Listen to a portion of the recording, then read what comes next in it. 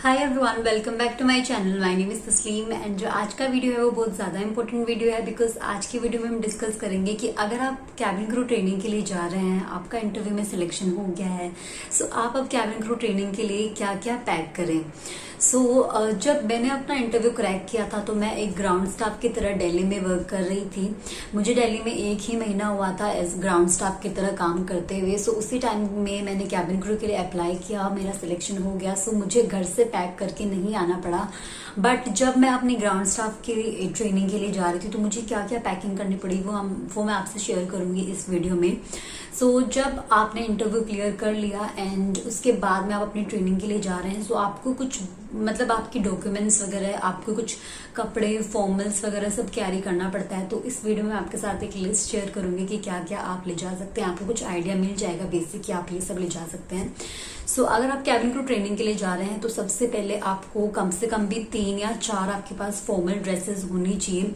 Because जब हम training के लिए जाते हैं तो हमें जाते ही यूनिफॉर्म नहीं दी जाती है, यूनिफॉर्म हमें दी जाती है कस्टमर सर्विस की ट्रेनिंग में। ऐसा भी हो सकता है कि कस्टमर सर्विस की ट्रेनिंग आपकी बीच में स्टार्ट हो जाए या फिर लास्ट में स्टार्ट हो जाए। बट होता ये है कि कस्टमर सर्विस की जो ट्रेनिंग है वो आपकी लास्ट में ही होती है। जो स्टार्टिंग के 2-2.5 महीने होते हैं उसमें आपको फॉर्मल्स ही पहनकर जाने होते हैं।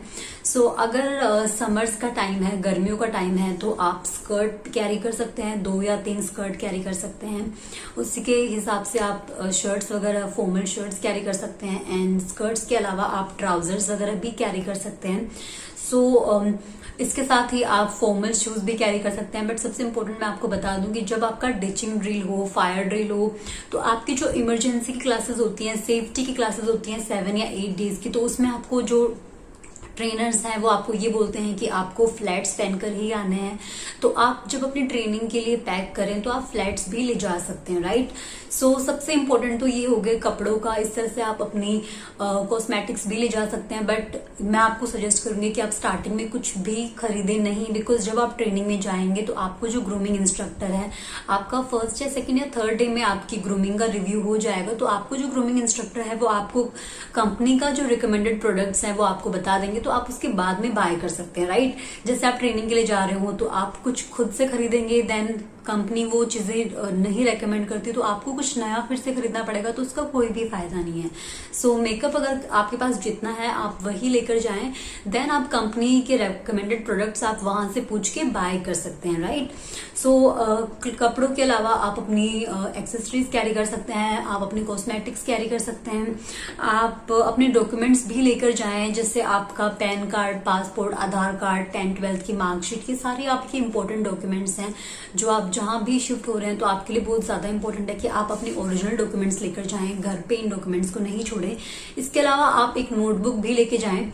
वैसे जब आप ट्रेनिंग के लिए जाते हैं तो आपको पतली सी नोटबुक देते हैं, बट वो आपकी 10 या 15 दिन में भर जाती है। तो आप एक अच्छी सी नोटबुक लेकर जाएं ताकि आप अपने ट्रेनिंग के सारे नोट्स उसमें बना सकें। बिकॉज ट्रेनिंग आपकी ईयरली वापस से होती है, तो आपको ट्रेनिंग के लिए बार बार आना पड़ता है, राइट, हर साल में एक बार। आपके पास आपकी जो फर्स्ट जो ट्रेनिंग है उसके अगर आपके पास अच्छी तरह से नोट्स बनाए हुए रहेंगे तो आपको बाद में बिल्कुल भी प्रॉब्लम नहीं आएगी। तो आप इस तरह से एक्स्ट्रा स्टोकिंग्स ले जा सकते हैं, अपने इयररिंग्स ले जा सकते हैं जो आपने इंटरव्यूज में कैरी किए थे, आप अपनी हेयर एक्सेसरीज ले जा सकते हैं। अगर आप एक लड़की हैं तो आप अपनी सैनिटरी नैपकिन्स वगैरह, आपके अंडरगारमेंट्स भी आपको एक्स्ट्रा कैरी करने ही चाहिए जब आप बाहर जा रहे हो, एटलीस्ट 3 या 4 महीने के लिए शिफ्ट होने जा रहे हैं। इस तरह से आप अपनी जो मेडिसिन है, बेसिक मेडिसिन है, जो आपको जिन मेडिसिन की जरूरत होती है वो भी आपको कैरी करनी चाहिए। एंड सबसे इम्पोर्टेंट है वो है टिफिन बॉक्स। बिकॉज इंडिगो में आपको लंच प्रोवाइड करती है इंडिगो कंपनी। जैसे आपकी जो ट्रेनिंग होती है वो होती है 8 to 4, तो 8 to 4 के बीच में आपको वो 12 या 1 बजे लंच प्रोवाइड करवाते हैं। बट जब हम सुबह 8 बजे जाते हैं तो उस टाइम पे हम कुछ खा के भी नहीं आते हैं सुबह सुबह। तो मैं भी अपना जो ब्रेकफास्ट के लिए अपना लंच बॉक्स ले जाया करती थी।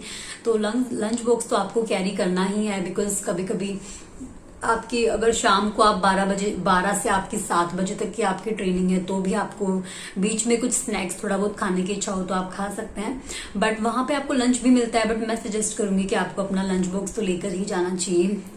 This is all for today. I hope आपको एक रफ सा आइडिया मिल गया हो कि आपको क्या क्या ट्रेनिंग में लेकर जाना है। एंड जब मैं दिल्ली में थी, जब मेरा गुड़गांव में ट्रेनिंग थी इंडिगो के कैबिन क्रू की, मैं इस टाइम पे दिल्ली में स्टे कर रही थी। जब आप दिल्ली में, बॉम्बे में स्टे करते हैं तो मुझे नहीं लगता कि आपको घर से कुछ ज्यादा सामान लाने की जरूरत है, जैसे आपको फॉर्मल्स वगैरह कुछ ज्यादा लाना है। बिकॉज दिल्ली में सबसे जो बेस्ट ऑप्शन होता है हम गर्ल्स के पास खरीदने का, वो होता है सरोजनी मार्केट, जहाँ पे फॉर्मल्स वगैरह, काफी ज्यादा पैंट्स वगैरह, फॉर्मल शर्ट्स वगैरह हमें इजीली सब कुछ मिल जाता है। सो अगर ऐसी बात हो, आपको ऐसा अच्छा बेस मिल रहा हो जहाँ पे जहाँ अच्छी ट्रेनिंग का आपको वहां पे मिल रहा हो, तो मैं बोलूंगी घर से आप इतना सारा सामान इकट्ठा मत करके लेके आइए। आप दिल्ली में या फिर बॉम्बे में ऐसी जगह पे आके आप खरीद सकते हैं सब कुछ। सो जब मैं घर से आई थी ग्राउंड स्टाफ के लिए ज्वाइन करने के लिए, तो मैं इतना सारा सामान नहीं लाई थी, बिकॉज मुझे पता था कि मैं दिल्ली शिफ्ट होने जा रही हूँ। तो दिल्ली में मुझे सरोजनी मार्केट से मुझे जो भी चाहिए होगा मैं खरीद लूंगी, सब कुछ अफोर्डेबल रेट्स में। सो आप ये भी कर सकते हैं, अगर आप घर से ज्यादा सामान नहीं लाना चाहते हैं तो आप ऐसा भी कर सकते हैं। बट जो बेसिक मैंने आपको बताया है, एटलीस्ट आपके पास 1 या 2 फॉर्मल्स तो होने ही चाहिए, क्योंकि आपको पता नहीं टाइम न मिले, आपके वीक ऑफ आपको 7 दिन बाद में मिले, तो इस तरह से आप एटलीस्ट 1 या 2 फॉर्मल्स, अपनी हील्स वगैरह, ये सब तो आप कैरी कर रहे हैं अपनी ट्रेनिंग में जब आप स्टार्टिंग में जा रहे हो। सो आई होप आपको ये वीडियो अच्छा लगा। अगर आपको ये वीडियो अच्छा लगा तो आप लाइक कर सकते हैं। Thank you so much for watching.